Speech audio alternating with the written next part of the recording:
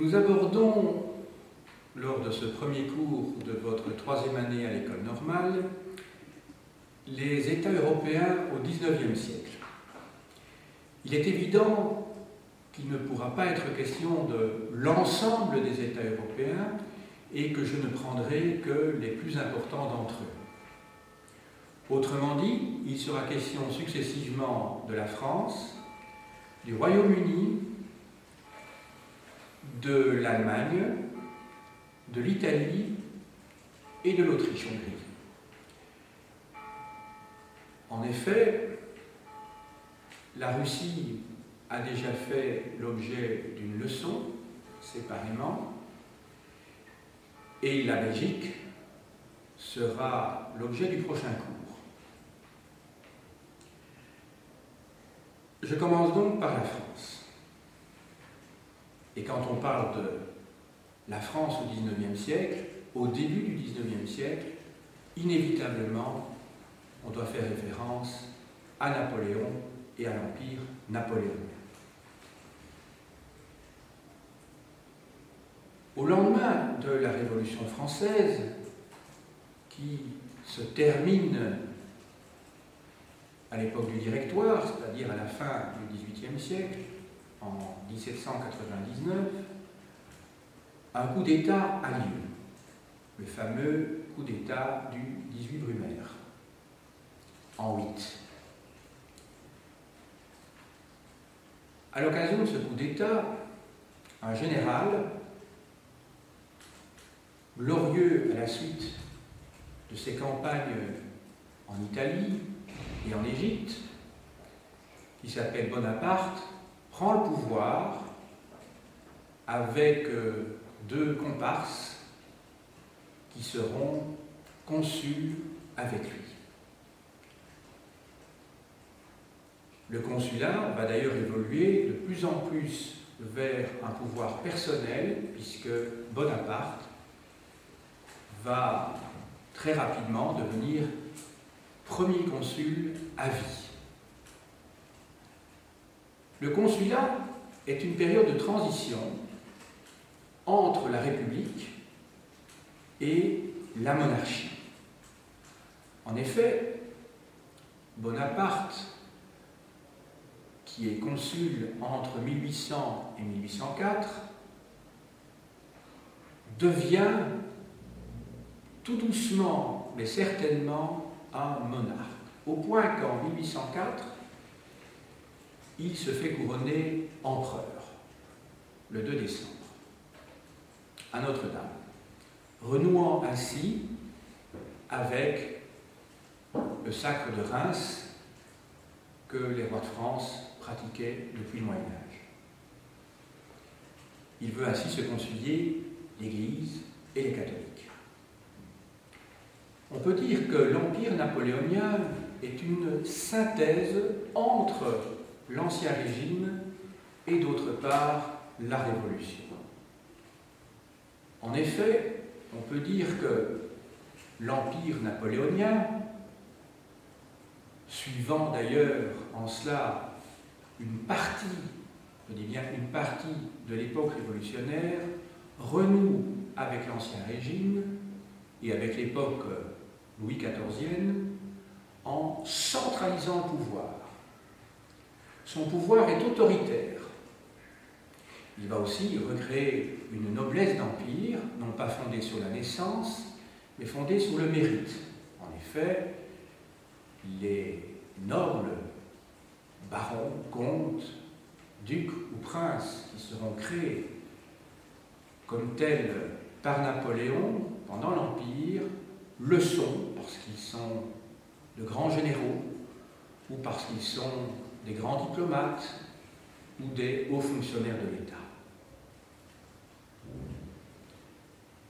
Cette période est sur le plan militaire jusqu'en 1811 une période glorieuse. En effet, plusieurs coalitions se forment contre Napoléon, comprenant successivement ou simultanément l'Angleterre, l'Autriche, la Prusse, la Russie. Napoléon va battre à plusieurs reprises la Prusse, l'Autriche et la Russie. Ce ne sera pas le cas d'Angleterre en revanche.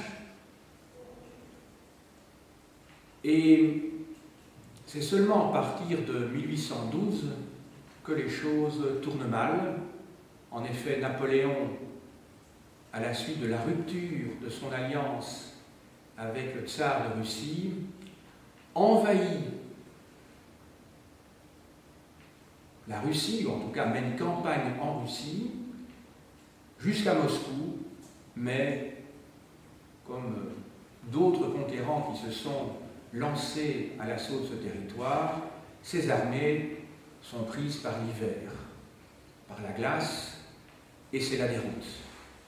Il y a plusieurs batailles, en particulier la Bérésina, qui conduit à la retraite de Russie de la grande armée, qui comprenait plusieurs centaines de milliers d'hommes.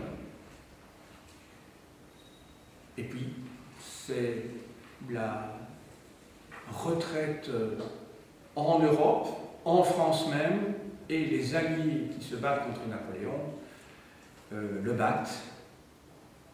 Et il abdique une première fois en 1814, avant, mais cela tout le monde connaît l'histoire et la légende de Napoléon, avant de partir à l'île d'Elbe, qui est une petite île en face de la Toscane, où il ne restera que quelques mois, avant de revenir entre le mois de mars et le mois de juin 1815, ce que l'on appelle les 100 jours,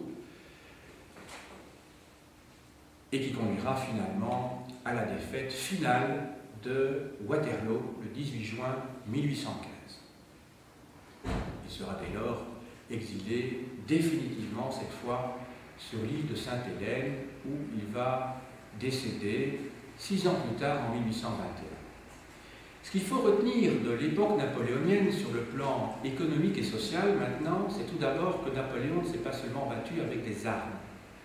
Il s'est battu également en utilisant des armes économiques pour défaire l'Angleterre. Vous savez que l'Angleterre est une île, et Napoléon a voulu asphyxier véritablement l'Angleterre, ce qui lui ferait effectivement du mal, en formant un véritable blocus en Europe, en obligeant ses alliés, ses vassaux, à empêcher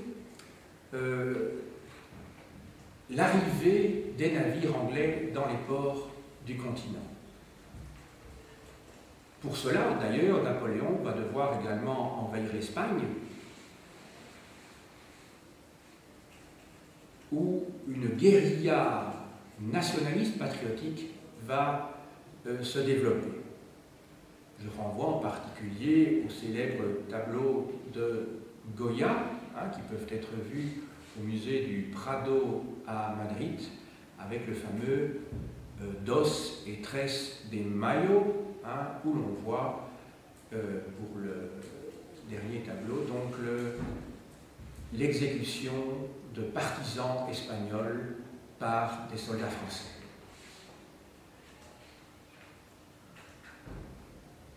Sur le plan économique, la Belgique a profité de l'époque napoléonienne, en particulier grâce au développement du port d'Anvers. On peut dire que cette époque-là, globalement pour l'Empire napoléonien, pour la France en particulier, est marquée par l'établissement d'une société de notables. Autrement dit, c'est une période favorable à la bourgeoisie. C'est le tout début de la révolution industrielle et c'est une société d'ordre qui se met en place. Cette société d'ordre, elle trouve est confortée juridiquement par plusieurs articles du Code civil qui est publié par Napoléon en 1804 et qui aura une telle influence sur l'histoire politique et sociale de la France et même de notre pays pendant plus d'un siècle et demi. En effet, dans ce Code civil, on trouve deux articles très très importants. Un premier article qui légitime l'autorité du père de famille sur sa femme et sur ses enfants. Le divorce qui avait été autorisé à la Révolution française pour les femmes est supprimé. Autrement dit, le divorce n'a jamais été possible sur le plan religieux, comme vous savez, hein, mais sur le plan civil, seul un mari pourra divorcer de sa femme, mais l'inverse ne sera pas le cas, parce que la femme est considérée juridiquement comme une incapable. C'est un terme juridique ici, hein, incapable, ça veut dire qu'elle ne peut pas, ce qu'on appelle ester en justice, donc elle ne peut pas produire des actes qui ont une valeur juridique, elle ne peut pas donc véritablement avoir une capacité, hein, qui lui permet d'être l'égale de l'homme. Je vous signale en particulier qu'il a fallu attendre les années 60 en France et en Belgique aussi, je crois, pour qu'une femme puisse, je parle du XXe siècle, hein, les années 1960, 67, quelque chose comme ça, pour que les femmes puissent disposer d'un compte bancaire, seules, sans avoir l'autorisation, la signature de leur mari pour retirer de l'argent en particulier. Donc c'est quand même incroyable, ça remonte à une quarantaine d'années. Vous voyez que c'est très récemment que les choses ont pu évoluer et que les femmes ont pu progressivement, grâce en particulier au mouvement féministe dans les années 60, pouvoir disposer de leur personne juridiquement, et vous connaissez les progrès qu'il y avait également dans le domaine lié à la contraception, l'IVG, enfin l'interruption volontaire de grossesse, etc. Il faut attendre, comme vous savez sans doute, 1990 hein, pour que l'IVG soit permise selon certaines conditions en Belgique, alors qu'en France, ça remonte à 1974, hein, à la loi Simone Veil, à l'époque de Giscard d'Estaing. Donc tout cela est très récent. Alors, deuxième article important du Code civil, c'est qu'un patron est cru sur parole quand il y a un conflit social, alors que l'ouvrier doit fournir la preuve de ce qu'il dénonce. Donc, autrement dit, c'est une société patriarcale, dirigée par la bourgeoisie, où les femmes et les ouvriers et les enfants sont considérés comme, je dirais, des sujets véritablement de seconde zone, ils ne sont pas citoyens.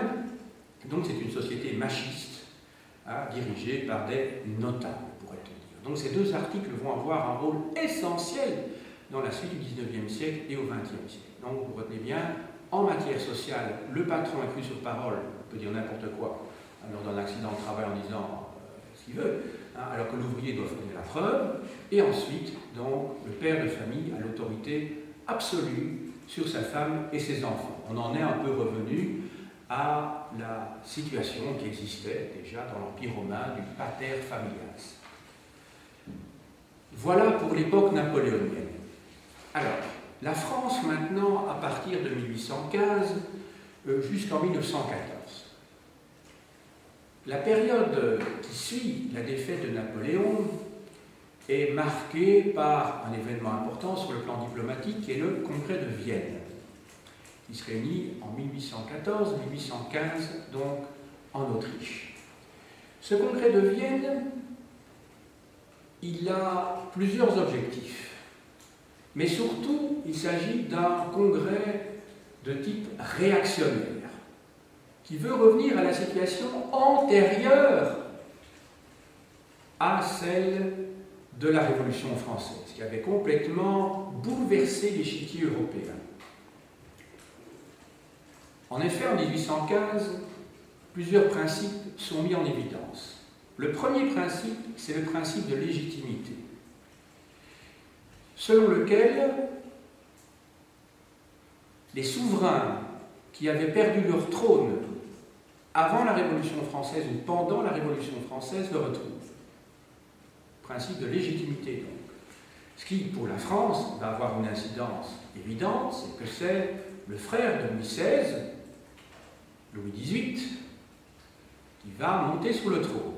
Il est déjà âgé, parce que n'oubliez pas qu'il y a eu la Révolution et l'Empire entre les deux, donc il a perdu, entre guillemets, plus de 20 ans, près de 25 ans. C'est comme ça que quand il monte sur le trône, il va dater la charte qui l'octroie à ce sujet, il s'agit d'une constitution, de la 19e année de son règne. Donc, mettant entre parenthèses donc l'époque révolutionnaire et l'époque impériale. Donc, les souverains retrouvent le trône qu'ils avaient perdu avant ou pendant la Révolution. Il faut savoir que Napoléon avait effectivement placé sur plusieurs trônes européens des membres de sa famille. En Espagne, en Italie, dans l'ouest de l'Allemagne, aux Pays-Bas. Et évidemment, tous ses frères et sœurs perdent évidemment ce qu'ils avaient pu avoir pendant quelques années. Ils n'étaient évidemment que des marionnettes entre les mains de leurs frères, bien entendu. Deuxième principe, c'est le principe d'équilibre et de compensation sur le plan territorial. On essaye, et ça c'est à la demande de l'Angleterre, qu'il y ait un équilibre continental, de telle manière qu'une puissance ne soit pas hégémonique par rapport aux autres, comme ça avait été le cas de la France à l'époque de Louis XIV ou à l'époque de Napoléon. Donc c'est un souci d'équilibre. Il ne faut pas donc qu'il y ait un pays qui domine ou qui puisse dominer les autres. Un jeu subtil d'échanges territoriaux a d'ailleurs lieu. Celui qui nous concerne, nous, le plus, ici, c'est le cas de l'Autriche. Je vous rappelle qu'au XVIIIe siècle, nos pays, nos provinces, que l'on appelait à l'époque les Pays-Bas, étaient autrichiens. Logiquement, après, au moment de la Restauration, ils auraient dû redevenir autrichiens. Mais l'Autriche ne souhaite plus administrer un pays qui est quand même relativement loin de Vienne et préfère, en échange et sous forme de compensation, prendre le nord de l'Italie, la région de Milan et la région de Venise, qui est connexe de l'Empire autrichien. C'est le royaume lombardo-vénitien, qui a donc deux capitales, Milan et Venise. Et alors vous allez me dire, mais que devient la Belgique, ou ce qui deviendra un jour la Belgique, donc on appelle à cette époque-là les Pays-Bas. Eh bien, les Pays-Bas vont faire partie d'un royaume qui est celui du royaume des Pays-Bas, qui va comprendre les anciennes provinces unies, ce qu'on appelle les Pays-Bas maintenant, et d'autre part la Belgique, plus le Grand-Duché de Luxembourg. Autrement dit, c'est le Benelux, en gros, pas tout à fait, parce qu'il va y avoir des territoires qui vont passer de l'un à l'autre. Mais en gros, c'est le Benelux. En gros, je dis bien, en gros. Je dis bien en gros parce que, par exemple, les territoires que l'on appelle maintenant les cantons de l'Est, la région germanophone, à ce moment-là, après 1815, elle appartient à la Prusse. De la même manière, alors pourquoi ce royaume des Pays-Bas est-il créé? Justement pour servir d'État presque tampon, mais un État tampon qui n'est pas trop faible, entre la France et les autres puissances. De telle manière que cette petite Belgique ne soit pas, cette petite Belgique, ces anciens Pays-Bas et les provinces unies ne soient pas des proies faciles, le cas échéant, dans l'hypothèse où la France reprendrait sa politique impérialiste. On va voir la semaine prochaine que cet État ne durera que 15 ans, jusqu'à la Révolution belge de 1830. La Prusse elle-même va s'agrandir en Rhénanie et dans l'Allemagne du Nord, parce qu'effectivement, la Prusse comprend deux grandes parties, si vous voulez, des territoires qui se trouvent à l'ouest, à proximité justement des Pays-Bas, de la Belgique et de la Lorraine, en particulier la région de Trèves, toute la partie qui se trouve à l'ouest du Rhin, qu'on appelle la Rhénanie, et d'autre part un vaste territoire qui lui se trouve tout à fait à l'est, qui est la Prusse, correspond au Brandebourg, la région de Berlin, et qui s'étend loin vers l'Est, qui comprend une bonne partie de la Pologne et de la Lituanie. Donc vous voyez, il s'agit alors là vraiment d'un État qui est à cheval, je dirais, sur des régions très éloignées. L'objectif de la Prusse au XIXe siècle sera évidemment de combler et d'annexer toutes les petites enclaves qui séparent ces deux vastes ensembles. Voilà. Alors, l'Italie, elle, est morcelée en 7 États, et on va étudier tout à l'heure l'évolution qui conduira à l'unité italienne. Je poursuis avec la France. Donc, entre 1815 et 1830, se constitue un régime que l'on appelle la Restauration, qui est par exemple bien décrit dans certains romans de Balzac ou dans le Rouge et Noir de Stendhal, par exemple. L'opposition entre le noir de l'Église et le rouge de la Révolution, qui étaient les deux carrières qui s'offraient à Julien Sorel, qui termine mal, puisque vous savez qu'il assassine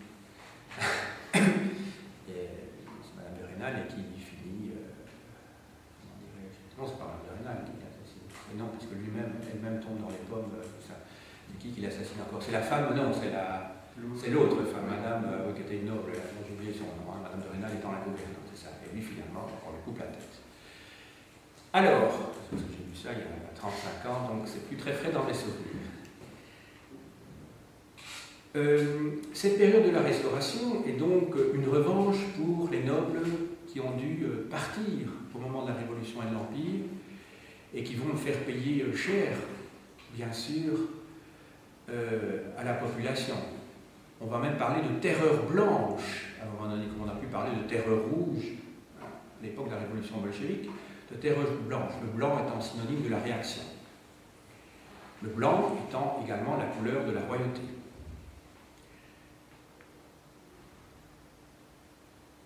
À cette époque-là, la France est encore massivement un pays rural. 85% des Français en 1815 vivent à la campagne. 85%. On n'est qu'au tout début de la révolution industrielle.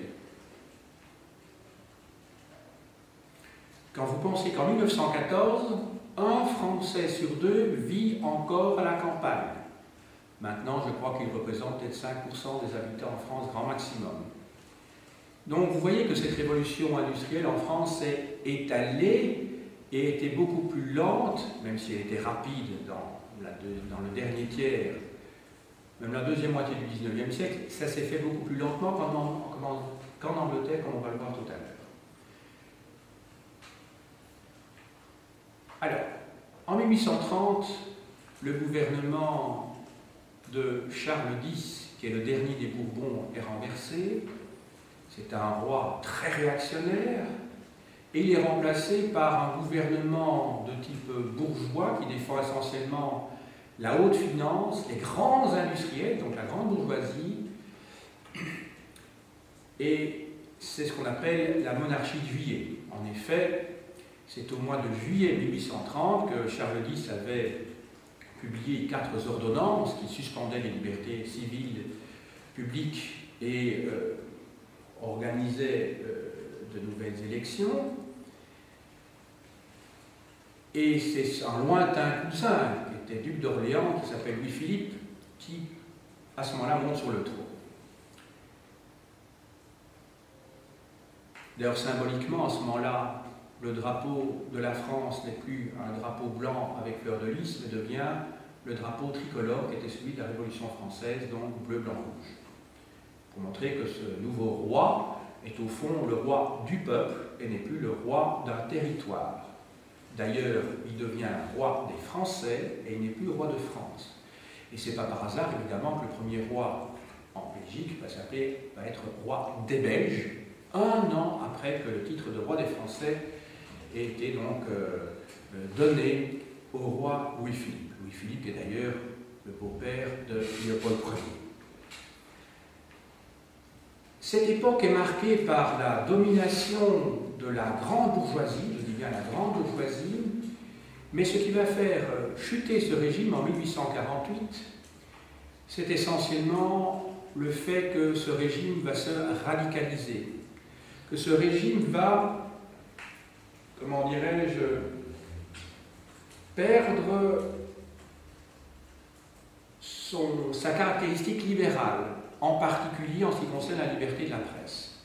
Il y aura une campagne de banquet en février 1848, qui conduit donc à la chute de Louis-Philippe, qui va s'exiler en Angleterre, et la République, la Deuxième République est proclamée, la première étant celle de la Révolution française, bien sûr. La Deuxième République est proclamée. Dans un premier temps, cette République est sociale, mais très rapidement,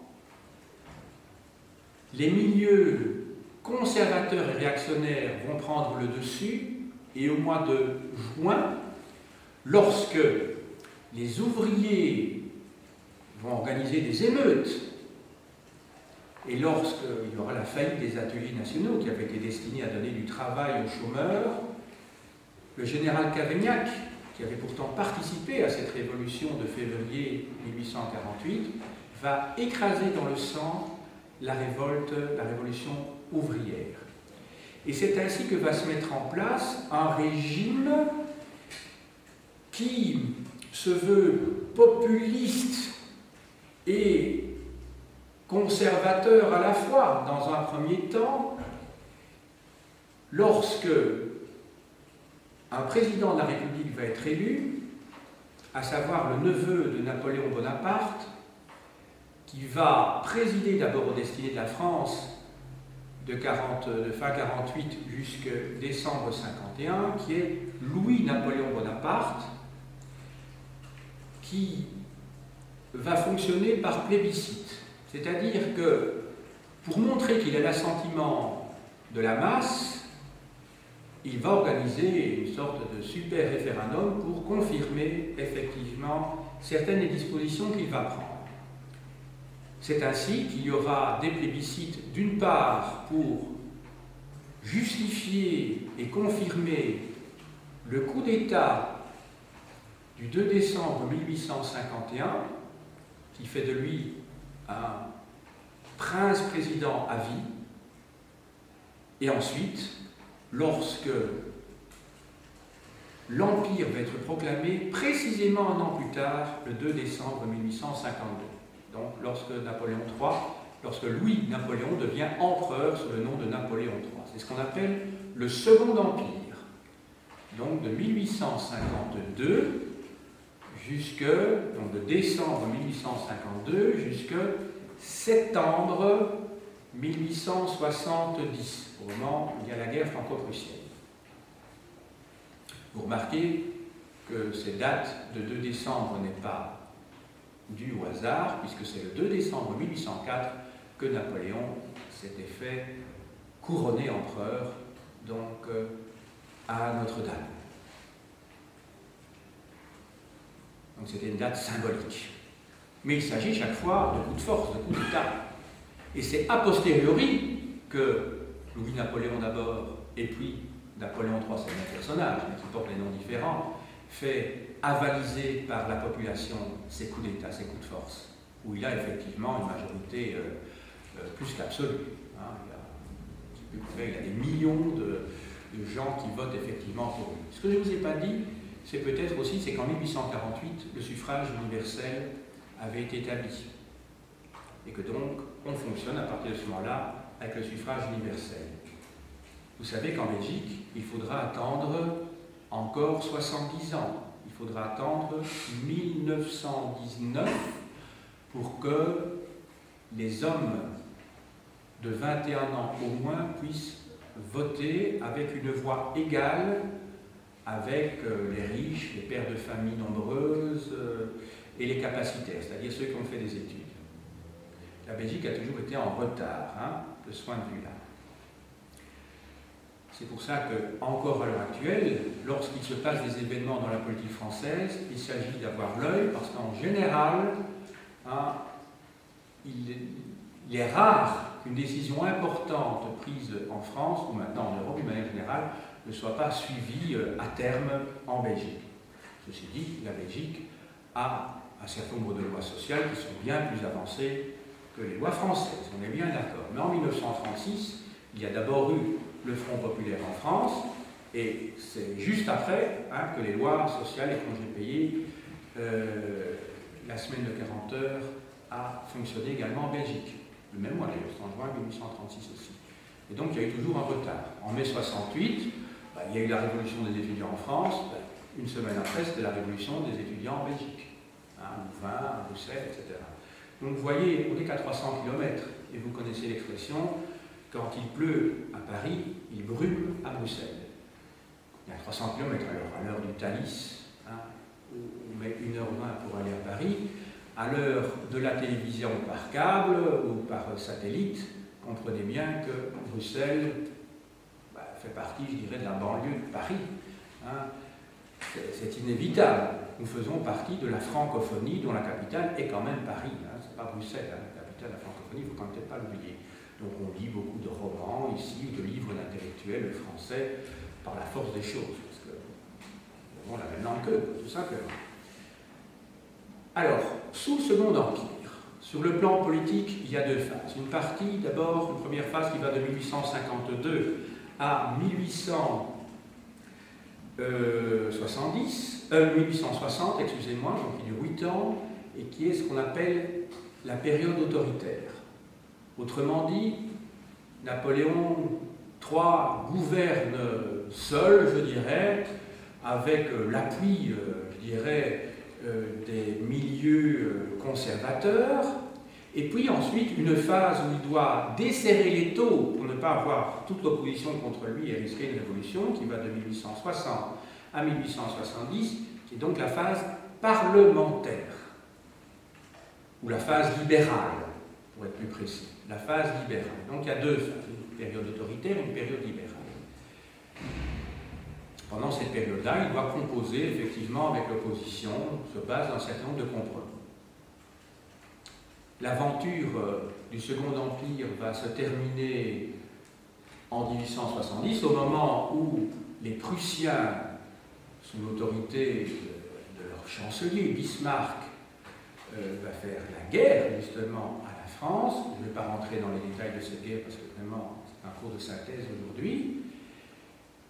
Et ça va conduire effectivement au désastre, à la fondation de la Troisième République, mais surtout à, comment dirais-je, à l'humiliation de l'armée française, à la Commune, dont je vais vous parler dans un instant.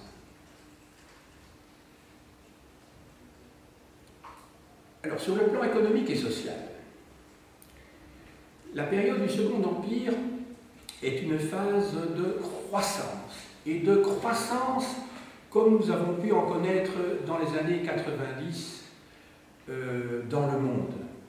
Vous savez, l'époque de Clinton aux États-Unis. C'est une phase de croissance européenne, mondiale, qui va donc de 1851-52 à 1873, donc qui dépasse un petit peu le Second Empire. Tout cela est raconté d'une manière admirable dans plusieurs romans d'Émile Zola. Si vous lisez Émile Zola, par exemple, pour la spéculation immobilière, jetez-vous, j'allais dire, sur la curée. La curée, vous savez, au moment où la fin de la chasse, on envoie les chiens sur les dépouilles du gibier. Où là, vous voyez une spéculation immobilière qui est étonnamment celle qui a pu se passer, par exemple, aux États-Unis avant 2008. Vous vous souvenez, à l'époque des subprimes. Ceci dit, la spéculation immobilière existe toujours. Mais vous devez vous dire qu'à l'époque, la spéculation foncière immobilière était plus importante, je dirais, en proportion par rapport à la spéculation, je dirais, financière liée à l'achat ou à la vente de sociétés que maintenant. Ceci dit, à cette époque-là, dans la deuxième moitié du XIXe siècle, la France connaît véritablement son démarrage industriel. Donc c'est à l'époque de Napoléon III. Donc c'est pas à l'époque de Louis-Philippe, je vous ai dit, il y a déjà des grands financiers, des grands industriels, mais c'est surtout à l'époque de Napoléon III que la France va connaître, justement son démarrage et va devenir une nation prospère, riche, mais entendons bien, quand je dis riche et prospère, effectivement, dans la deuxième moitié du XIXe siècle, les salaires vont augmenter, indiscutablement. Les conditions de vie, les conditions de travail vont s'améliorer, bien sûr. Mais ce n'est rien à côté de la spéculation et de la richesse engrangée par la haute bourgeoisie, qui va s'enrichir de manière éhontée. Vous pouvez bien entendu lire le célèbre roman Germinal d'Émile Zola qui vous explique la dure grève de mineurs dans le nord de la France, donc à Montsou, à l'époque du Second Empire. Je vous rappelle que les deux romans que j'ai pu citer maintenant, La Curée et d'autre part Germinal, font partie d'un ensemble d'une série d'une vingtaine de romans de ce que l'on appelle, de ce que Zola lui-même appelait les Rougon-Macquart, avec comme sous-titre Histoire naturelle et sociale d'une famille sous le Second Empire. Vous avez dû voir ça dans vos cours de littérature en secondaire, comme, je dirais, illustration du roman réaliste et du roman surtout naturaliste. Zola est un journaliste qui essaie de décrire la réalité telle qu'elle est, et il s'éloigne donc de l'idéalisme des romantiques qui prévalait à l'époque antérieure, en particulier à l'époque de la Restauration et encore à l'époque de la monarchie de Juillet. Voilà. Il avait été précédé d'ailleurs dans ce genre par un auteur qui est réaliste mais qui a encore plus que des touches romantiques, qui était Balzac. Je ne vous ai pas parlé de Balzac tout à l'heure, mais Balzac est évidemment un grand auteur qu'il faut lire. Je ne vous ai pas apporté tous ces romans ici parce qu'on n'en sortirait pas, bien sûr, mais lisez quand même certains ouvrages de Balzac qui font partie de ce que lui-même appelait la comédie humaine. C'est le nom de sa série, la comédie humaine, où il décrit un petit peu comme Zola les milieux des paysans, les milieux des ouvriers, les milieux des rentiers, surtout les rentiers sont constamment présents chez Balzac. Voilà, donc ce sont des choses qu'il faut avoir lues, d'autant plus que c'est plaisant à lire, c'est agréable. En même temps, vous avez un témoignage de l'époque et vous avez l'agrément d'un ouvrage. Très bien, les ouvrages très bien écrits.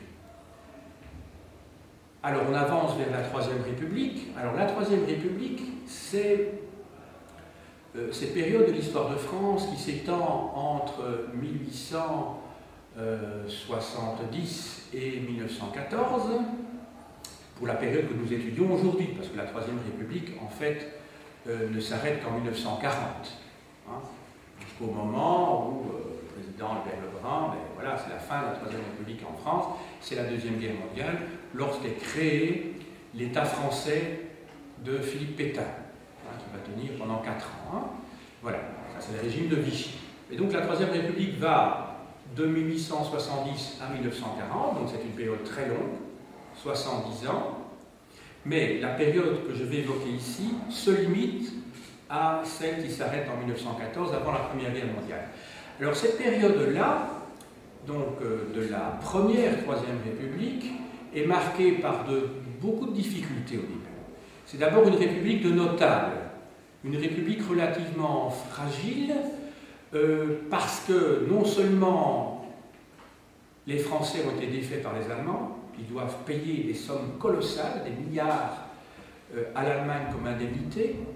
Les Français ont perdu l'Alsace et la Lorraine, donc vous savez que les Français sont quand même cocardiers et que ça n'a pas été quelque chose qui leur a fait vraiment plaisir, c'était une blessure narcissique très importante. Il va y avoir aussi la Commune de Paris, entre le mois de mars et le mois de mai 1871.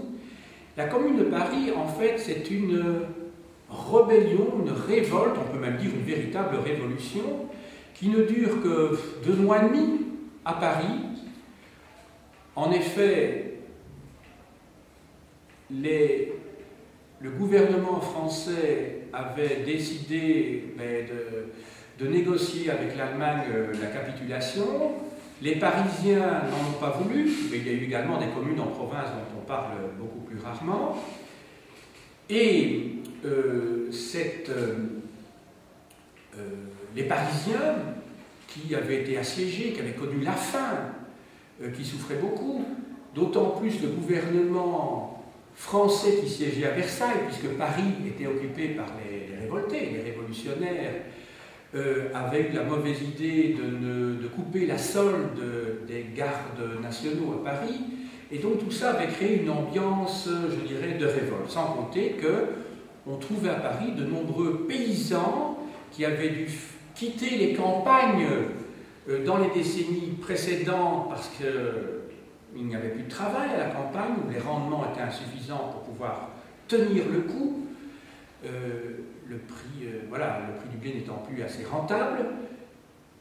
Et il y avait également des ouvriers à Paris. Et toute cette équation comprenant des ouvriers, des ruraux qui sont de nouveaux ouvriers, de soldats sans solde, et alors, à Paris, vous avez toujours eu une concentration plus importante d'intellectuels et de politiciens. Et donc, à Paris, vous allez avoir des révoltés, des révolutionnaires, mais de tendances différentes. Vous allez avoir des jacobins, qui sont pour la centralisation, des blanquistes aussi. Blanqui, c'est un grand révolutionnaire qui a passé la moitié de sa vie en prison, plusieurs dizaines d'années en prison. Il est l'auteur de la fameuse phrase « ni Dieu ni maître », Blanqui. Vous avez également des communistes, vous avez des socialistes et vous avez aussi des anarchistes, qui ne sont pas très nombreux, mais qui vont beaucoup faire parler d'eux, en particulier la plus célèbre de ces anarchistes étant Louise Michel, qui est une institutrice qui va d'ailleurs, après la Commune, être exilée, non, elle va être vraiment détenue en Nouvelle-Calédonie. Parce qu'après les révolutions, les Français envoyaient toujours au bout du monde les gens dangereux, ceux qui sentaient le soufre. Alors on les envoyait en Nouvelle-Calédonie, on les envoyait aussi en Algérie, on les envoyait en Guyane. Cayenne évoque souvent l'idée d'un bagne. Cayenne, capitale de la Guyane française, en Amérique du Sud. Voilà. Alors cette révolte a été matée dans le sang. Il y a eu 20 000 fusillés, vous imaginez, 20 000 fusillés du côté des insurgés. Il y a eu des dizaines de milliers de gens qui ont été condamnés et envoyés en déportation. C'était le mot que je cherchais tout à l'heure pour Louise Michel. Elle a été déportée. Voilà, elle va revenir à la fin du 19e siècle, après, je crois, oh non, peut-être après 10-15 ans, parce qu'il y a eu une loi d'amnistie dans les années 1880, si mes souvenirs sont bons, pour les communards. Voilà. Et enfin, la Troisième République est marquée aussi par les scandales. Il va y avoir toute une série de scandales. Il y a tout d'abord l'affaire de Panama. Alors là, c'est un scandale, comme il y en a eu parfois dans l'histoire financière récente de la France. Il va y avoir également des attentats anarchistes très nombreux. Par exemple, le président Sadi Carnot va être assassiné. C'est l'époque où les anarchistes pratiquent ce que l'on appelle la violence par le fait, donc, ou la propagande par le fait, c'est-à-dire ils sont des terroristes à cette époque-là. Et c'est comme ça que toute une série de souverains, que ce soit en Russie, que ce soit en Autriche, pensez à la fameuse impératrice Zissi dont on a fait un film, vous savez, dans les années 50 avec Romy Schneider, eh bien, Zissi s'est fait assassiner, par exemple. C'est parfois moins. Il y a eu un empereur de Russie qui a été assassiné, il y a eu un roi d'Italie qui a été assassiné. Léopold II a failli se faire assassiner également par un Italien, je crois. Donc vous voyez, on pratiquait ce terrorisme-là parce que c'était un des rares moyens que les anarchistes estimaient posséder pour réveiller la population de sa torpeur. Alors, il va y avoir aussi un autre scandale, c'est l'affaire Boulanger, parce qu'un général français qui a voulu prendre le pouvoir à un moment donné, voulait faire un putsch. Il est parti en Belgique, il s'est suicidé sous la tombe de sa maîtresse à Ixelles. Donc on peut voir sa tombe au cimetière d'Ixelles si ça vous intéresse, sauf à ma part, je crois qu'il a été enterré là avec sa maîtresse. Ensuite, il y a une affaire qui va fortement marquer la Troisième République, c'est l'affaire Dreyfus. l'affaire Dreyfus qui est liée à l'antisémitisme latent et manifeste que l'on trouve en France à ce moment-là. La France va être divisée en deux camps, les Dreyfusards et les anti-Dreyfusards. Je ne vais pas vous donner les détails de l'affaire Dreyfus parce qu'on n'a vraiment pas le temps aujourd'hui, c'est un exposé de synthèse, mais retenez que du côté des Dreyfusards, on va trouver les intellectuels, les socialistes, les laïcs, et du côté des antimilitaristes, les pacifistes, et du côté des anti-Dreyfusards, hein, j'ai dit donc les Dreyfusards, hein, juste avant maintenant les anti-Dreyfusards, on va trouver l'armée qui va se trouver comme un seul bloc derrière son état-major pour accuser ce capitaine juif, Dreyfus. On va trouver l'armée, on va trouver l'Église, et on va trouver les milieux réactionnaires. Voilà. Et donc la France va véritablement être scindée en deux. Finalement, il va s'avérer que c'était un coup monté, que tout l'état-major est touché par la mauvaise foi et par le mensonge, et que finalement, voilà, il faut réviser le procès de Dreyfus qui va finalement être acquitté tout en ayant été lui-même la vie du diable, je crois, pendant des années, alors qu'il avait subi l'humiliation. Hein. Vous savez, à l'époque, quand on était dégradé, vraiment, on était au milieu de la cour, devant tous ces soldats, on cassait votre sabre, hein. On retirait un par un tous les éléments qui se trouvaient sur votre uniforme, les épaulettes, les boutons et tout, hein, les bandelettes qui se trouvent sur votre chapeau, et vous sortiez vraiment humilié. Alors vous imaginez pour quelqu'un qui n'avait rien fait du tout, hein, quel sentiment d'injustice. Et c'est à ce moment-là que Zola, le 13 janvier 1898, donc Émile Zola publie une lettre célèbre, J'accuse, qui est adressée au président de la République de l'époque, qui s'appelle Félix Faure, où il démonte tout ce qui a été mis en place pour accuser Dreyfus. Et il accuse toute une série de personnes, dans l'administration, au niveau du haut état-major, pour montrer que tout ça n'est rien d'autre que l'expression d'un antisémitisme. Voilà.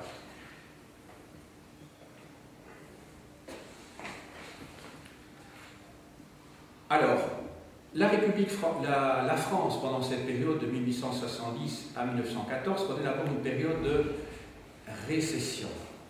Hein? D'ailleurs, je dirais que c'est européen, qui va de 1873 à 1894, donc une bonne vingtaine d'années. Ou 95, je dirais, 1895. Donc, une bonne vingtaine d'années. Vous savez que les cycles économiques voilà, ont été identifiés par des économistes déjà au XIXe siècle et plus encore au XXe siècle. On a remarqué qu'il y avait des périodes de 20-25 ans, comme ça, qui sont ce qu'on appelle des phases A, des phases d'expansion, et puis des phases de récession qui font également 20 ou 25 ans.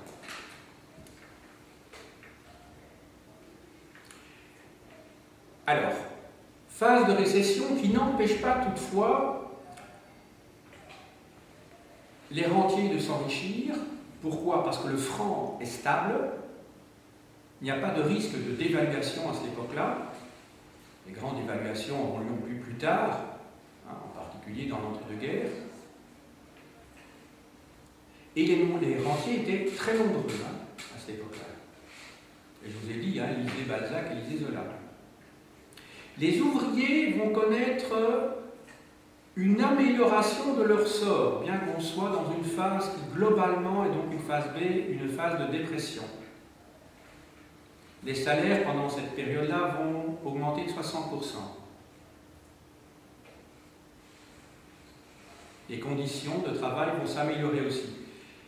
On n'est plus dans la première moitié du XIXe siècle où les ouvriers connaissaient une misère noire. C'était terrible. Donc le premier XIXe siècle est une période vraiment noire pour les ouvriers. Tandis que dans la deuxième moitié du XIXe siècle, ils prennent conscience de leur force parce qu'ils sont très nombreux, le nombre d'ouvriers augmente aussi. Donc ils commencent à faire peur à la bourgeoisie. Quand je dis la bourgeoisie, ici je n'entends pas les classes moyennes, j'entends la bourgeoisie qui possède des capitaux, qui possède des actions, qui possède du capital, autrement dit. Hein. Je ne parle pas ici des petits commerçants, des artisans. Hein. Et c'est l'époque également où la classe ouvrière, prenant conscience de sa force, va créer, c'est à cette époque-là que va être créée la CGT, la Confédération Générale du Travail qui existe toujours d'ailleurs, qui est à l'époque menée et dirigée par les socialistes révolutionnaires.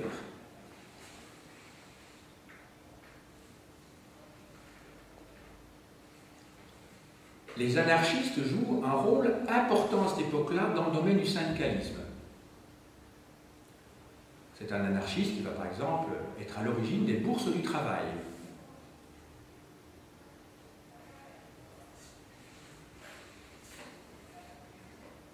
C'est à cette époque-là également que vont être, au début du XXe siècle, ça doit être quelques années plus tard, que l'on va passer à la semaine des 40 heures, pas dans tous les secteurs, ce sera seulement généralisé en 1936, et à la retraite également pour les ouvriers et les employés. Parce qu'avant, il n'y avait même pas de retraite. Donc si vous n'aviez pas mis des sous de côté, eh bien, si vous n'aviez pas des enfants pour vous aider, vous êtes devenu un mendiant.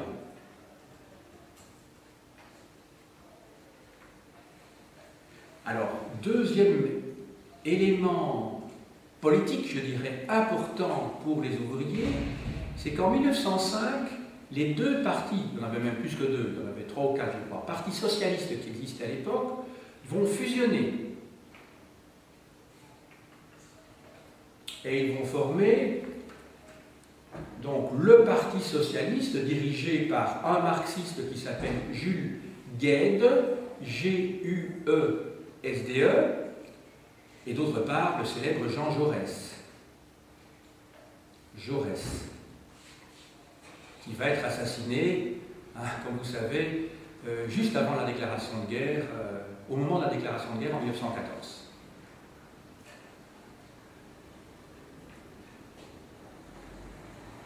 Alors évidemment, ça va permettre à ces socialistes d'avoir une politique unie sur le plan parlementaire.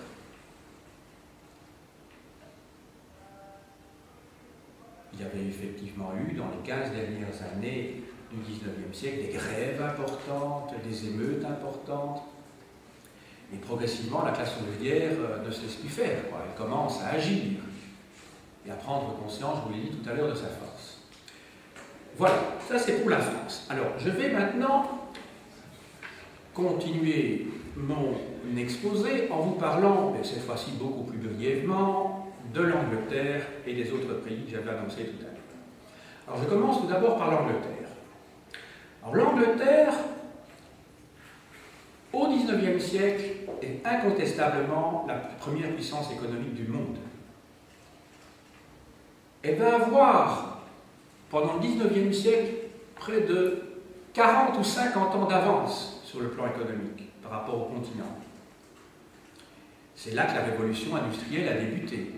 Souvenez-vous, dans la deuxième moitié du XVIIIe, avec toute une série d'inventions concernant la machine à vapeur en particulier, concernant la sidérurgie, concernant les métiers à tisser, mécaniques. Et donc, tant dans le domaine de la sidérurgie que dans le domaine du textile, elle est incontestablement la première puissance économique du monde. Dans la première moitié du siècle, la même chose qu'en France, la condition des ouvriers est extrêmement pénible. C'est seulement donc dans la deuxième moitié que la condition ouvrière va s'améliorer, grâce en particulier à la création des syndicats, les premiers syndicats que l'on appelle les trade unions, donc littéralement les unions de commerce, mais en fait ce sont des syndicats, mais qui ne concernent que les ouvriers qui ont les moyens de payer une cotisation à leur syndicat, qui ont les moyens de payer une cotisation à leur mutuelle. Donc ce sont les ouvriers qualifiés, autrement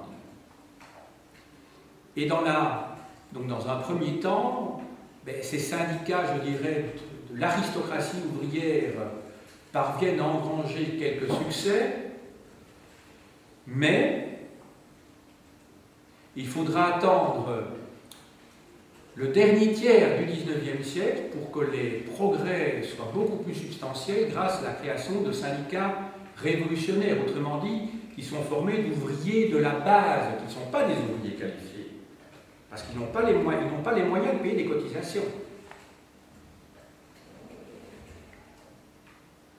Et c'est ainsi que c'est seulement à la veille de la Première Guerre mondiale que les libéraux, et là-dedans, parmi ceux-ci, il y a entre autres Lloyd George et Churchill, vont essayer de faire passer des lois sociales en force face à la Chambre des Lords pour permettre justement des avancées sur le plan social. Je dis bien des libéraux, je n'ai pas dit les travaillistes. Hein. En effet, quand on remonte dans l'histoire politique maintenant d'Angleterre au XIXe siècle, vous devez vous dire qu'il y a deux grands partis qui dominent depuis la Révolution de 1689. Vous vous souvenez, lorsque Jacques II, on a vu ça l'an dernier, a dû partir, a été remplacé par Guillaume III et Marie II, une constitution a été votée, et c'est un système parlementaire, donc de partis, qui se met en place, avec une alternance entre les libéraux et les conservateurs. On va voir cette alternance pendant, je dirais, la plus grande partie, oui, même tout le XIXe siècle. Au début du XIXe siècle, ce sont les conservateurs qui l'emportent. C'est l'époque de Wellington en particulier, qui a battu Napoléon, mais qui sera aussi Premier ministre.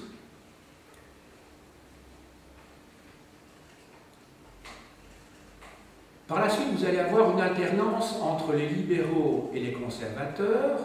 Les deux figures de proue de cette époque sont, du côté des libéraux, Gladstone.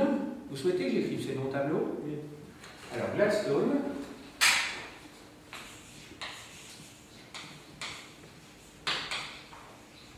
Oui, tout à l'heure, j'ai parlé de Lloyd George. Vous voulez que j'écrive aussi Lloyd George? Non, ça va. Alors, Gladstone, et d'autre part, ça c'est un libéral, et alors, le leader des conservateurs s'appelle Disraeli.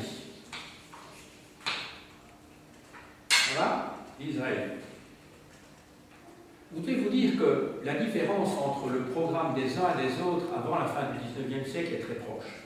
Ce sont essentiellement des rivalités personnelles entre des membres de la bourgeoisie, et même souvent de la haute bourgeoisie à cette époque-là.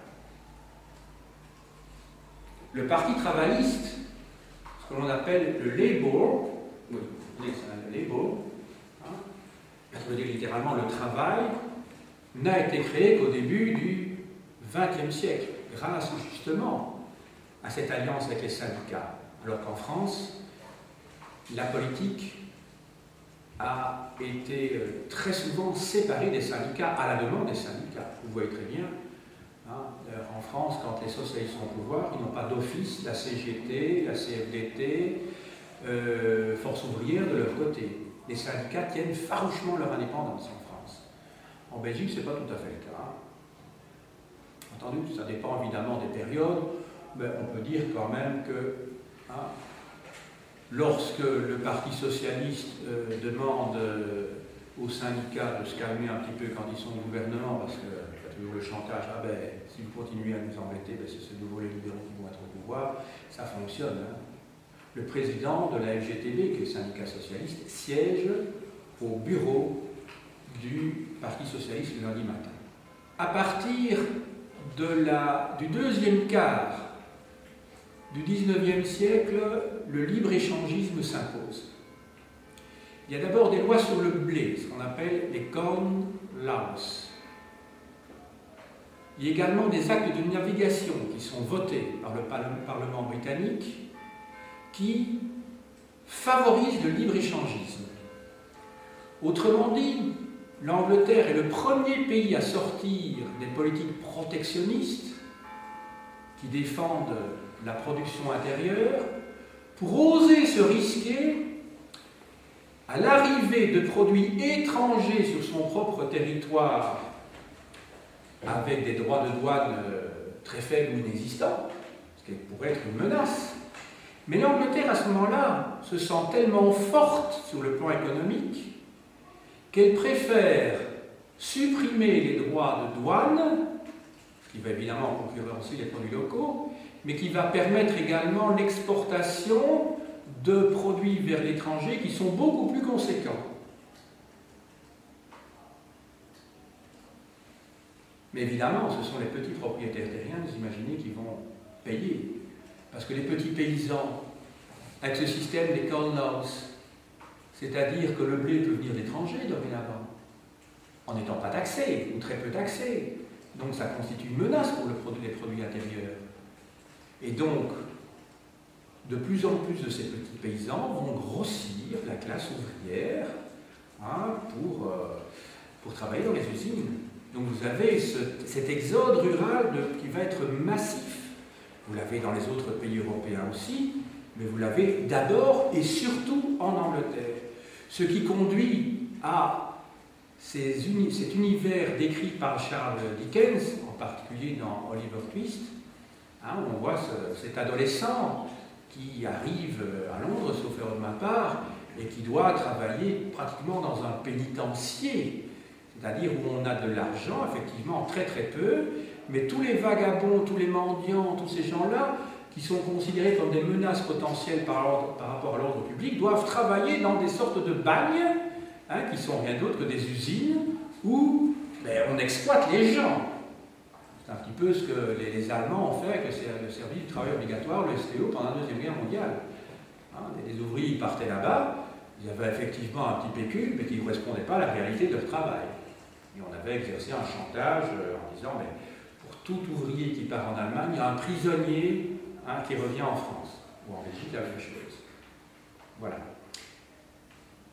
Alors, ce libre-échangisme va durer jusqu'à la fin du XIXe siècle, parce qu'à ce moment-là, quand d'autres puissances industrielles émergentes apparaissent, les Anglais se disent, oui, mais à un moment donné, il faut protéger nos produits, parce que nous ne sommes plus les leaders sur le marché. Et quels sont ces pays qui menacent à ce moment-là l'Angleterre dans les 20 dernières années, même les 30 dernières années du XIXe siècle? C'est l'Allemagne et les États-Unis. Donc le leadership du Royaume-Uni va disparaître progressivement au profit des États-Unis et de l'Allemagne. L'Allemagne qui devient la deuxième puissance industrielle du monde à ce moment-là. Bientôt les États-Unis, comme vous savez, vont prendre la tête du peloton.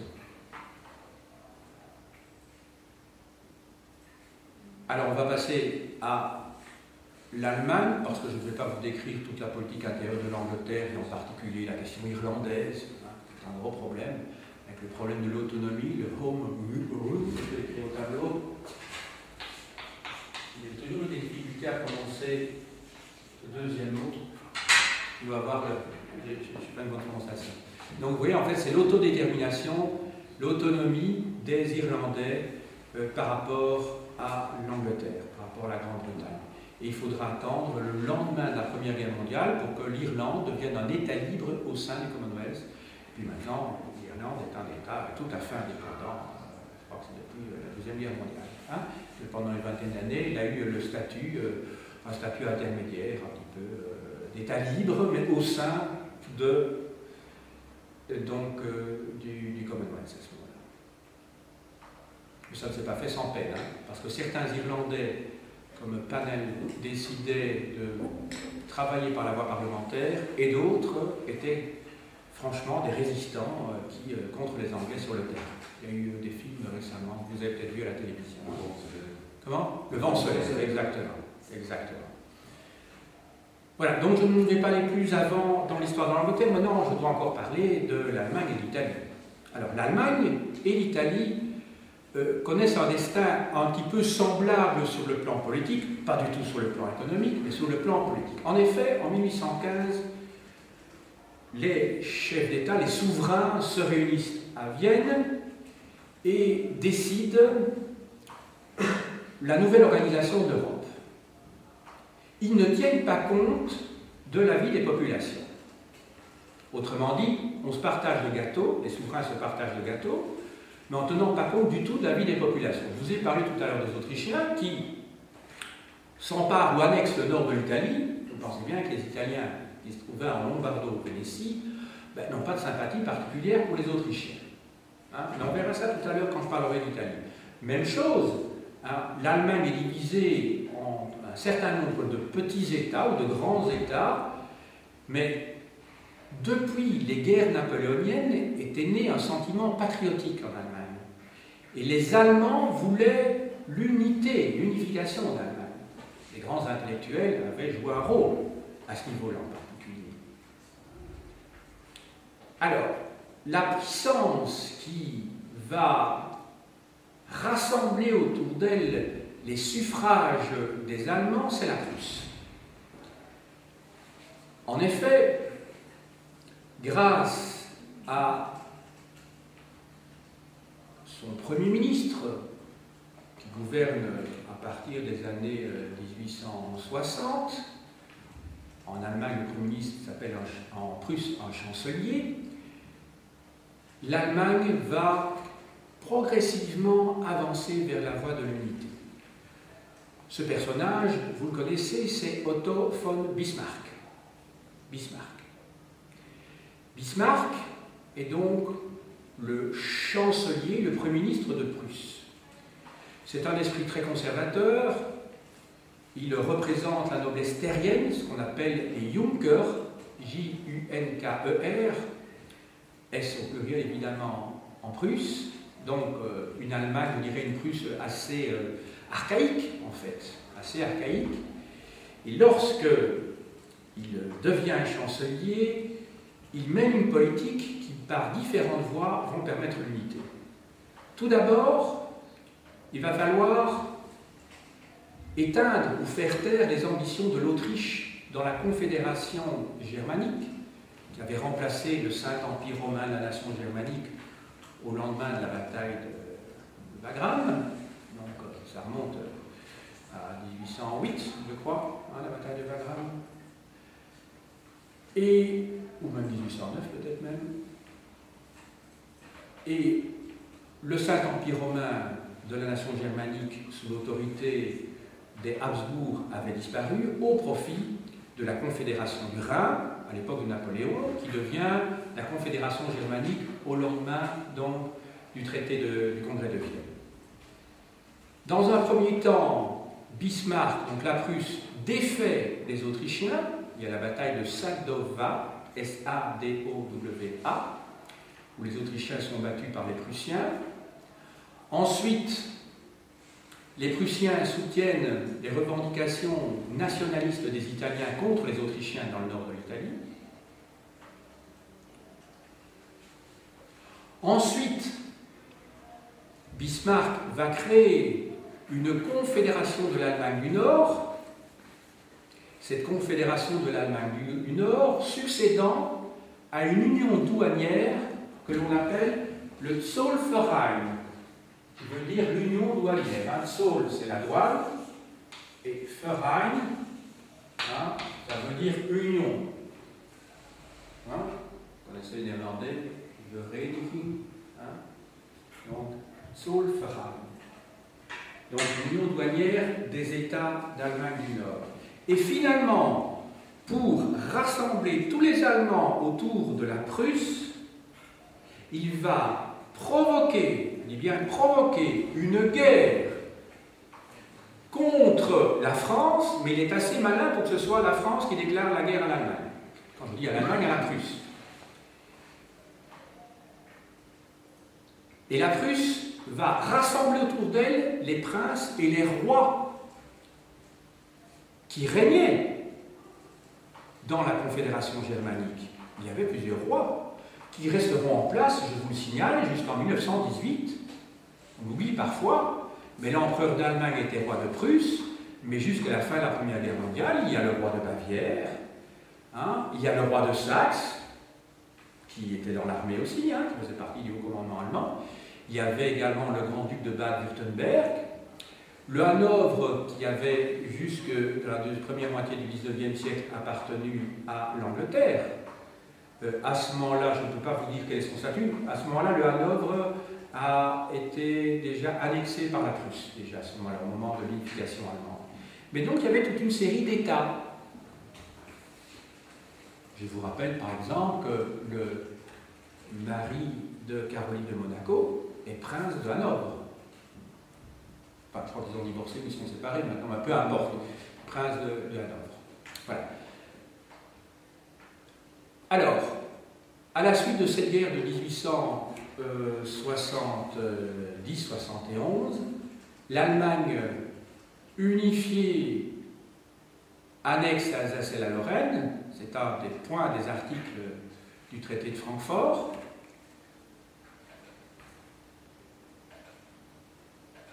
L'Empire allemand est proclamé, tenez-vous bien, suprême humiliation pour les Français dans la Galerie des Glaces à Versailles. Vous pensez bien que ce n'est pas par hasard qu'après la guerre de 14-18, il y a eu un traité à Versailles. On se renvoie la balle, hein, puisque l'Empire allemand a été proclamé à Versailles en 1871. Ben, c'est à Versailles, évidemment. Mais les Allemands, vous savez, ils vont se souvenir d'autre chose. Quand ils vont perdre la guerre de 14-18, le traité d'armistice va être signé dans un wagon de train à Rotonde, en Champagne. Et en 1940, logiquement, les Allemands vont exiger que le haut commandant français signe la défaite de la France, l'armistice, à Rotonde. Et juste après la signature, Hitler a décidé qu'on allait faire sauter le wagon. Comme ça, il n'y a plus de trace de ce signe de la défaite de 1918. Donc vous voyez que la symbolique a beaucoup d'importance pour, je dirais, entre guillemets, la gestion des populations et la propagande. Parce qu'évidemment, tout ça est filmé, ça se trouve dans des... Enfin, filmé pour ce qui est récent, évidemment, pas en 1870, mais c'était dans les journaux, etc. Alors, une fois que Bismarck a créé cet empire au profit de son souverain, Guillaume Ier, il va mener une politique jusqu'en 1890 assez dure, on l'appelle le chancelier de fer. Il va devoir se battre à la fois contre les catholiques qui défendent les minorités dans un premier temps, et par la suite, il aura besoin des catholiques, ce qu'on appelle le Zentrum, hein, parce qu'il en a besoin pour contrer les socialistes à ce moment-là. Les socialistes, il va évidemment devoir essayer de les contrer, et le moyen qu'il utilise pour contrer les socialistes, c'est de faire passer des lois qui vont dans leur sens, pour éviter qu'il y ait une révolution, ou qu'il y ait des troubles sociaux. Et c'est Bismarck, qui est un conservateur, qui va faire passer toute une série de lois sociales. Et parmi ces lois sociales, on trouve la réglementation pour la durée du travail, les congés, les retraites. Donc vous voyez, c'est Bismarck qui est un conservateur qui fait passer tout ça pour stopper la progression des socialistes. Il met en place également un système de compromis avec un parlement allemand,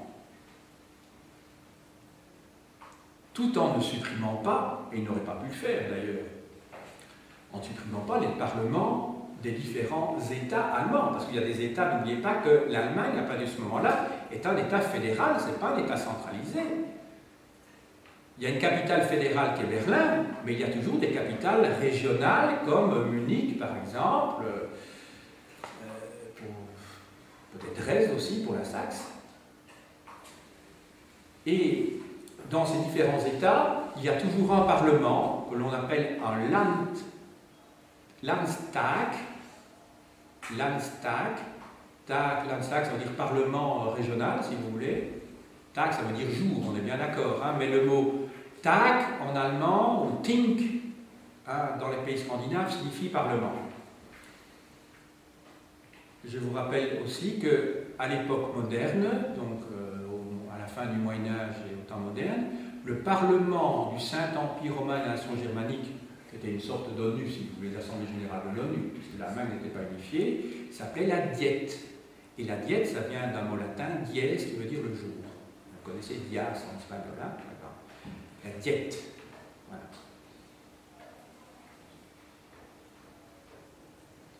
Et il y a un gouvernement dans chacun des États allemands. Mais alors, au-dessus, vous avez un gouvernement fédéral, dirigé par l'empereur, bien sûr. Hein. Et les ministres ne sont responsables que devant l'empereur. Ils ne sont pas responsables devant le Parlement. Le Parlement est là essentiellement pour que tout le monde soit représenté, pour prendre le pouls de la population, si vous voulez, mais c'est en dernière analyse l'empereur qui décide, et son gouvernement. Et ce Parlement fédéral s'appelle le Reichstag.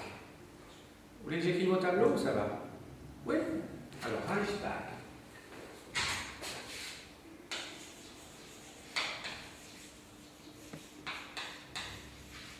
Ça veut dire le Parlement de l'Empire ou de l'État, le Reichstag. C'est le fameux bâtiment qui a été construit à l'époque de Bismarck et détruit en 1933 quand Hitler arrive au pouvoir et qui a été rénové depuis une dizaine d'années quand le Parlement allemand a déménagé de Bonn vers Berlin.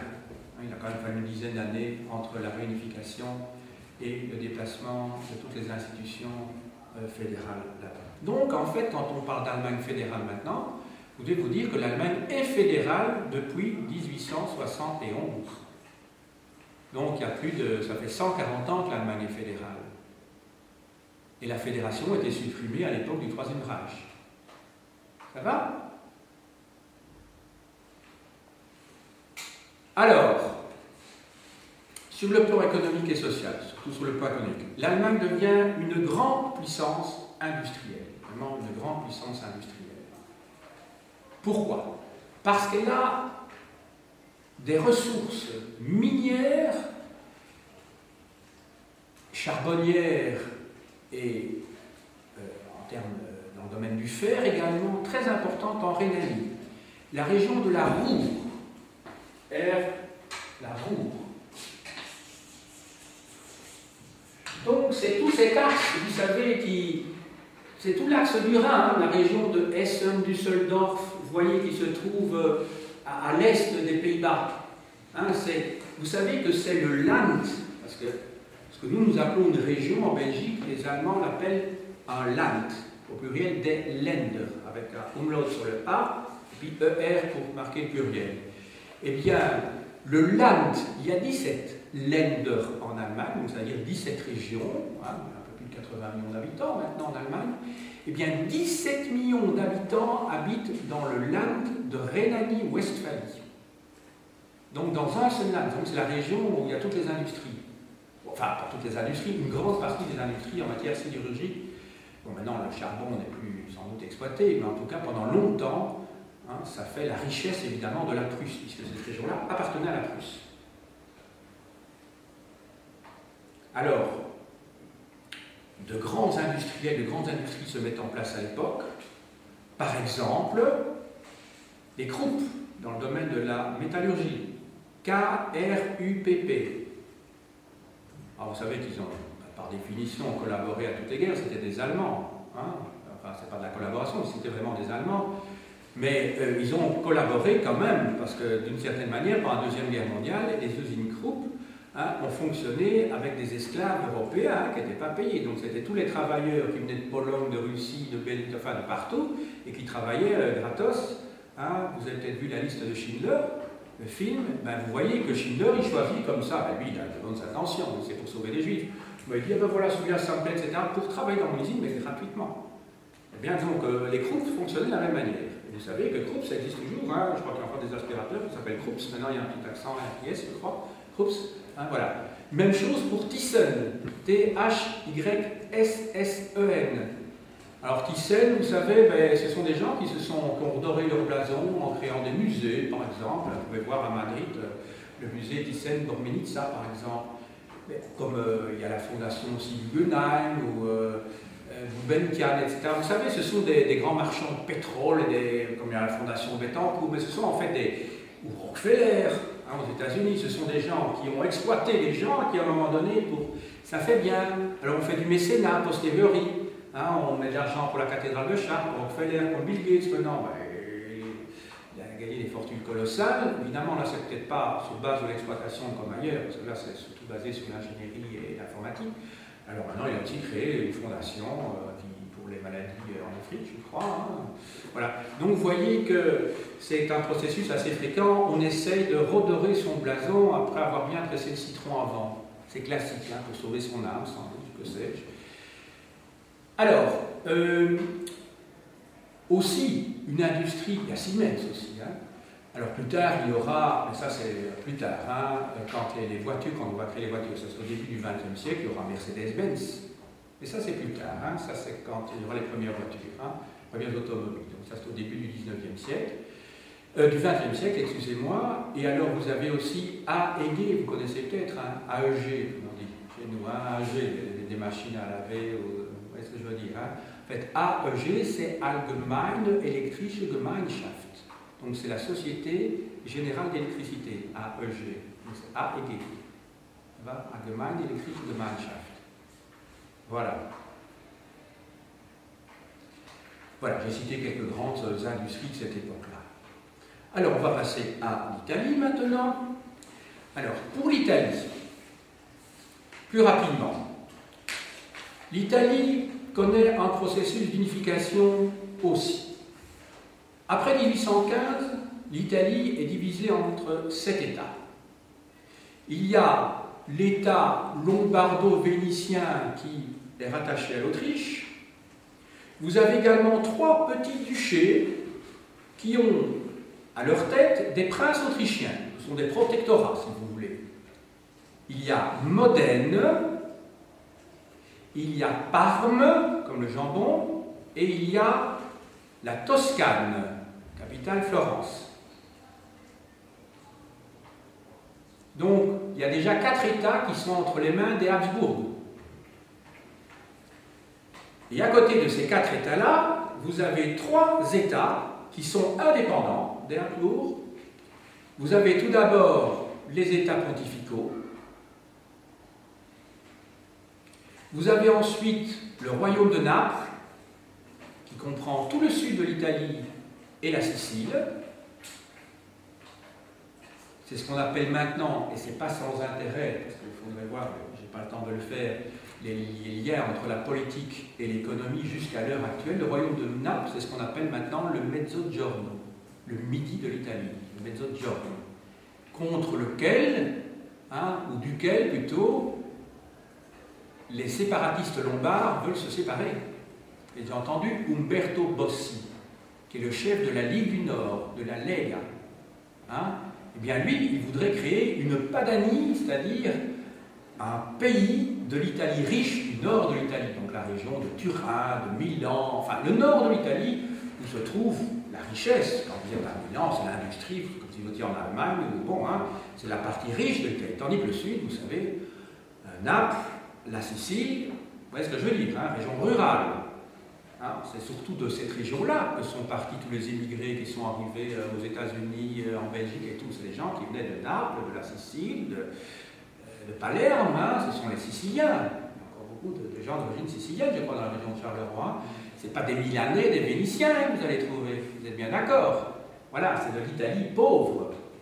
Et ça va poser, donc, il faut remonter, vous voyez, même à l'Ancien Régime, pour comprendre l'opposition entre le Nord et le Sud, qui nous fait penser un petit peu à la situation actuelle en Belgique. Hein, la Wallonie et la Flandre, en tout cas, se revendiquent, alors que les Flamands étaient plus pauvres avant, vous le savez très bien, là, il y a eu inversion. Mais en Italie, ça, c'est très... En Italie, c'est ancien. Ah ben, alors, un homme va prendre les devants, c'est le premier ministre du roi de Piémont, qui s'appelle Cavour. Et Cavour va, qui est un royaliste, qui défend la haute bourgeoisie piémontaise. Ah oui, j'ai oublié de vous parler encore du dernier État, c'est le plus important, c'est le Piémont. Le Piémont, c'est-à-dire le royaume de Piémont-Savoie, qui est dirigé par la maison de Savoie, capitale Turin. Hein, Turin, où il y a la Fiat, hein, la Fédération italienne de l'automobile turinoise, hein, la Fiat.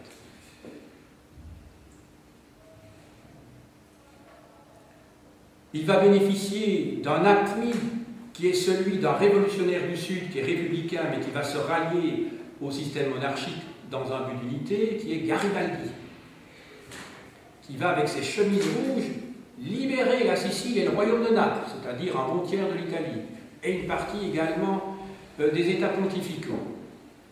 Alors je vais très vite vers la fin. En 1870, quand il y a la guerre franco-prussienne, la garnison française qui protégeait le pape va partir à ce moment-là, et à ce moment-là, le roi d'Italie va en profiter pour occuper Rome, qui était toujours la capitale du pape. Et pendant près de 60 ans, le pape va se considérer comme le prisonnier du royaume d'Italie et va interdire aux Italiens d'aller aux élections, aux catholiques, je veux dire, tous les catholiques, beaucoup de catholiques et italiens, ça va un petit peu ensemble. Hein, ça va. Donc, interdiction d'aller aux élections, et c'est seulement en 1929, grâce aux accords de Latran entre Mussolini et Pie XI, que la Cité du Vatican, l'État du Vatican, va être créé. Donc c'est à l'époque de Mussolini que l'État du Vatican a été créé.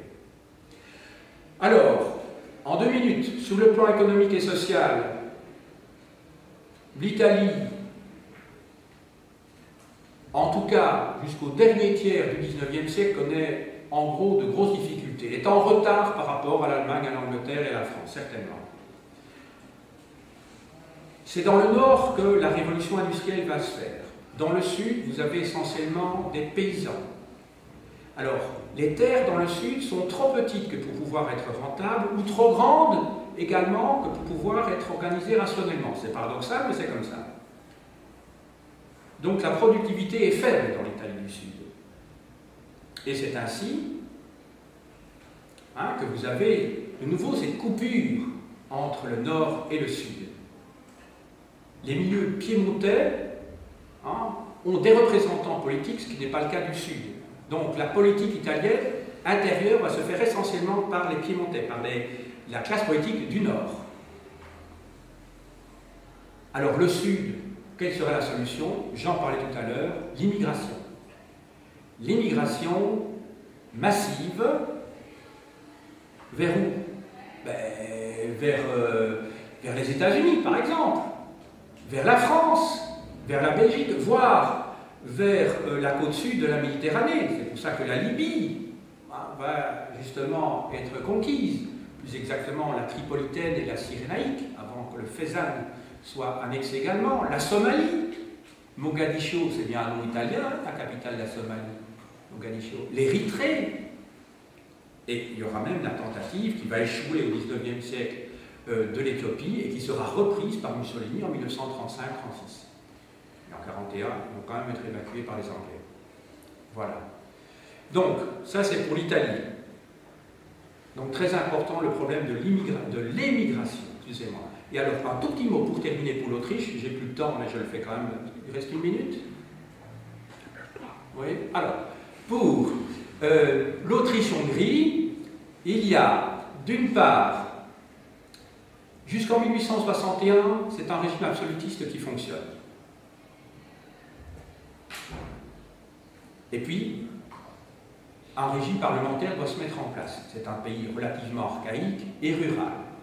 L'Autriche est constituée de d'une mosaïque véritablement de population, constituée de Germains, de Latins, de Slaves et de Hongrois.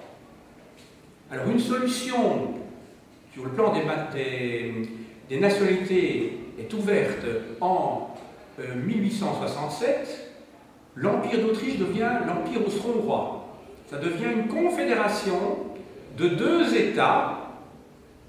Donc il y a 2 capitales, c'est peut-être l'avenir de la Belgique, Vienne et Budapest, mais les Slaves sont soit, pour ceux qui se trouvent dans le nord, en Galicie, les Polonais, les Tchèques, les Slovaques, font partie de la partie autrichienne, soit font partie de la partie hongroise, ils sont slovènes ou croates.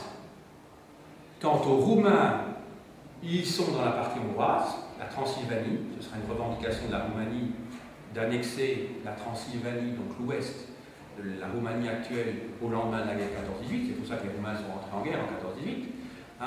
Tant qu'aux Italiens, ils sont dans la partie autrichienne.